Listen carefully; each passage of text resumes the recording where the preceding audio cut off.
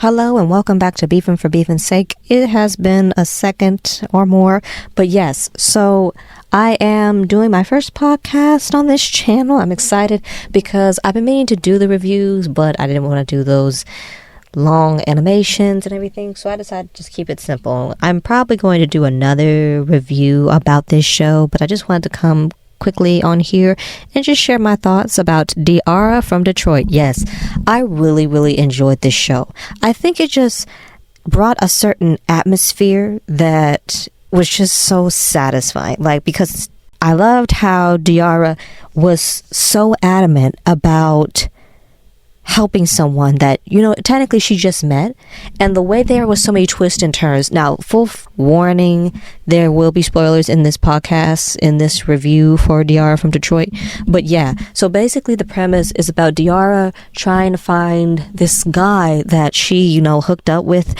one night, and they connected well, and because he put it down like that, but it was more than that.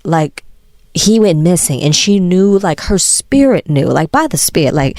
I'm not even one that is, religious or anything, but by the spirit, she knew something was amiss, and if she hadn't gone after him, if she hadn't been pursuing him, technically, if she ever doubted herself, if she listened to what people were telling her, how she was crazy, you just got ghosted, he just don't want you, and he's just ignoring you by choice. If she had listened to any of that, if she had doubted herself for a moment, if she was a second late, he would have died. And I find it amazing how the black woman, once again, is just doing what she's supposed to do, following her instincts that are telling you something's wrong, just to double check to make sure he's okay. And she found him. And I loved how through this journey of finding him, she kind of found herself a little bit and healing, because she was just going through a divorce thing with her, husband, ex-husband, whatever, Morris Chestnut's character, which I love to see him in here. Always love to see him in anything he does. It doesn't matter what it is. Love to see him.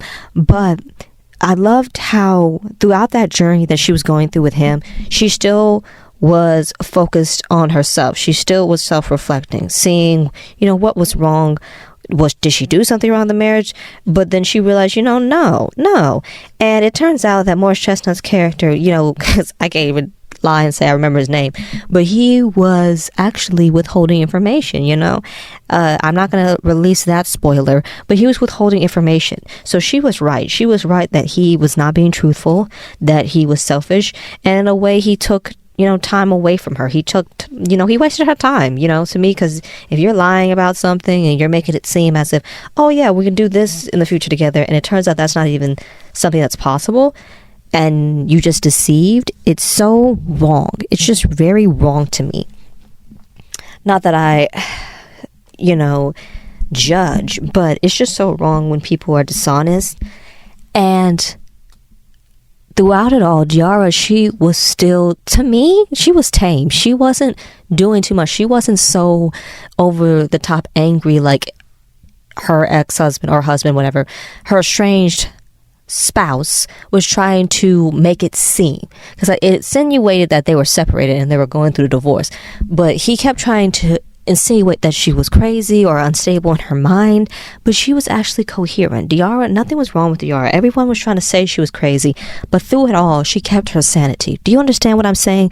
Through it all, despite people saying she was crazy, she kept her sanity, and she did not stop until she went through all the clues and even figured out that the guy she hooked up with was actually the little boy that was lost all those years ago. And what amazed me is she went through those steps, she traced them, she talked with his mother and found out his real name, and met the Russian man, which I thought was funny. It was funny that those moments together, that they were together. But she even found the Russian man. She found the guy where he was living, found that backpack that had the proof it needed with the Mary J. Blige tape. That was just so clever how that was written. I love the clever writing in here. It's what made it flawless and enjoyable. Edge of your seat. And her friends, the one that played Aja, and her friend, what's his name? I'm blanking. Give me a second, because this is a live podcast, so get to us. Give me a second, because I really love this character. I know his real name. His name is Terrell Clark. It's a little bit longer than that, but Terrell Clark is his name. But I'm blanking on his character's name. Hold on, let me see. So technically they call him Mr. T. Did I get the name wrong? Yeah, Brian Terrell Clark is his full name. And in the show, his name is...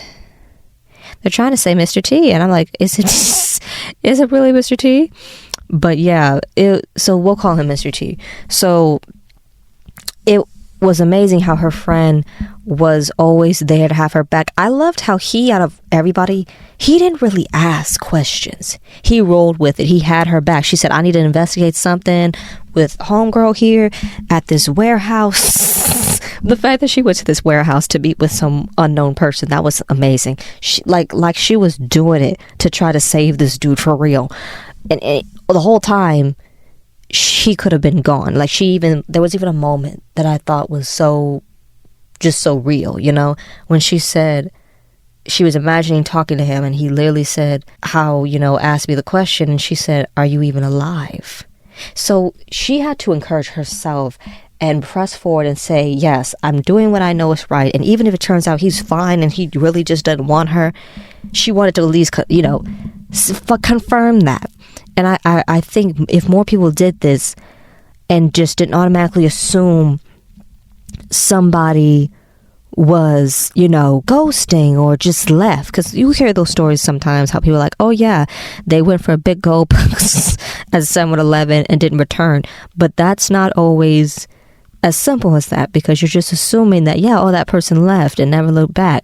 But that's not always the case, because what proof do you have that nothing happened to them? Like, that someone didn't get jumped, kidnapped, or abducted, as was this was the case. The guy that she was looking for was abducted and was being held hostage, and they were going to dispose of him, if not for Diarra saving him. She came to the rescue, a hero in her own right. And I can't wait for season 2. And it was so good that I even got to watch this with family, which usually I can't do with a lot of things like anime. I can't really watch that with my family, but because it doesn't always hold their attention, and but it's really nice to find a show like this that has so much meaning behind it. It's not just just taking, how some shows, they have a story, but it's not executed well. That was not the case here. This was executed perfectly. And I liked her friend Monifa, that she hadn't really kicked it in years with, but she still helped her.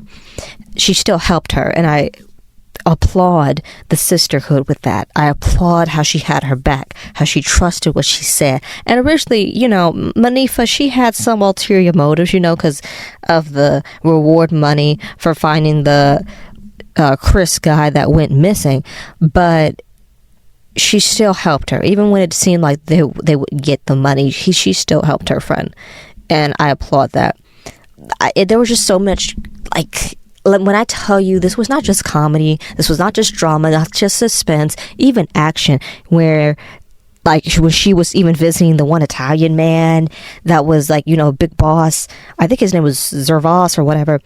But even then, she was doing it. Diarra was holding on to that confidence, asking her questions, being all up in the business to find this Chris dude. And Chris was caught up. He was just caught up because he tried to return somewhere he shouldn't have.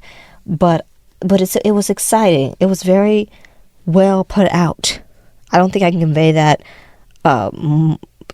enough. It was just so thought out. And I just appreciated how it was very Black woman focused. Like, she wasn't just someone's woman necessarily, and it wasn't about, oh yeah, she's trying to find her man. Chris was not her man. Diarra was not trying to find someone that was her man. She was trying to find someone that she hit it off with one time, but she just, out of the kindness of her heart, literally did all these things to save this dude. And she kept saying it was because of this and this and for, quote unquote selfish reasons. But in a way, she was like a detective. Like, she had that detective mind to put pieces together. and she was just very ingenuous with this. And even with Danger, how it showed the relationship she had with Danger, how it wasn't even a relationship. They didn't do anything, but they bonded emotionally. So it was not even a love triangle with her estranged, spouse or whatever, with, Morris Chestnut's character and the Chris guy. It wasn't even like that. It seemed like she had multiple candidates, like that they put out there. The estranged husband, Danger, who she never even did anything with and was just kicking it with emotionally, who she even helped. She even helped him. Because in helping Chris, she helped him and found information that actually brought internal healing to him, And she really tried to assist Danger in seeing revelation, and Danger even helped her. He helped her in different ways. Of course, there was some type at a certain point when he didn't know any better. He I would say not deceived, but for lack of a better word, was trying to get something because he was told to, and was carrying a weight on him that wasn't even his to carry, that turned out to be nothing. Again, I don't want to spoil too much. I'm going to leave some things to just ponder about and for others to discover on their own. I might make an in-depth review later that would summarize what happened if anyone is interested, but just on the surface level and just telling some information, it was a great ordeal. I enjoyed the experience of watching this. I enjoyed the characters. I really liked how it was put together in a way that you never got tired of it. Like, there was never a part where I'm like, this don't make sense, or this shouldn't be in this. This shouldn't be in this. Not always. Because there was a time when the Russian man was let's say sitting in the house. I thought, okay, interesting to add that in there. But again, I don't believe it dragged down the show. I believe that this was something that was definitely for a certain audiences that liked mysteries and liked things, because it wasn't stereotypical to me, because Diarra was not involved in crime, She wasn't dealing drugs. She wasn't doing... Not that there's anything to shame or anything about those type of shows that are centered when it comes to black folk, and doing that.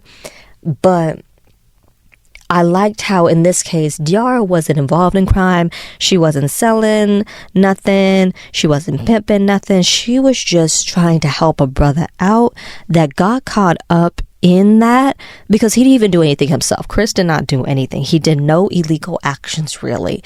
He just was involved in illegality because of other people who were doing crime, because they acknowledged that, yes, there are people that do crime, but it wasn't about doing crime show. It was about solving crime. I like that. I really like that attribute. It was about helping someone get saved from crime.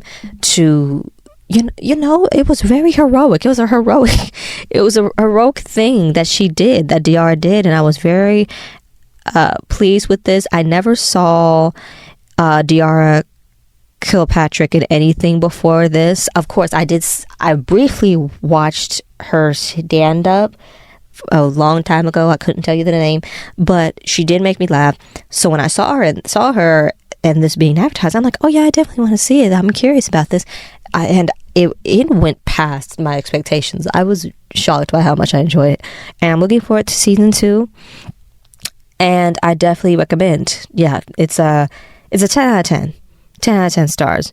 It's just for comedic relief alone, crime solving alone, and when you mix them all together, it makes this great show.